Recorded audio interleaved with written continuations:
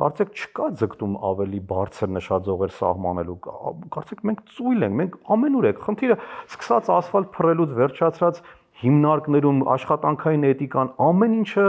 գիտեք, այսպես յոլա գնալու, այսպես 3-ի է, եթե 5-ի ժամանակ 5 գնահատական 5 էր, այսպես միջակությամբ է ամեն ինչը։ Չկա ձգտում փոխելու, լավացնելու, կատարելության ձգտելու, ոնց որ օրինակ արևմտյան ազգերն են, ոնց որ ճապոնացիներն են, շատ ու շատ ազգեր, որոնք չեն բավարարվում քչով, ամեն օր փորձում են իրենց լավացնել։ Մենք մի բան վերցնում ենք, ասում ենք դե լավ է, ինչ է եղել։ Միգուցե սա է նաև խնդիրը, միայն խնդիրը տրավմաները չեն։ Գիտեք, ընդհանրապես ես այն կարծիքին եմ, որ մենք մեր պատմական անցյալը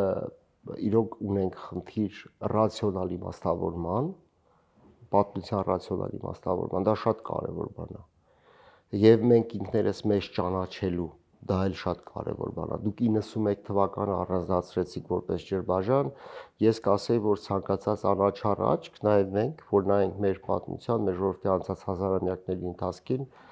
ցավոք կհասկանանք, որ մենք առնվազն քաղաքական, պետական առաջնորդության առումով որպես էլիտաներ մենք մեր տեղում չենք եղել եւ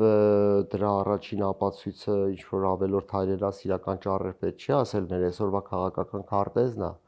եւ մեր աշխարհագրական հարևանության քաղաքական քարտեզն է, ուստի ստեղ վիճելու որևէ բան չկա։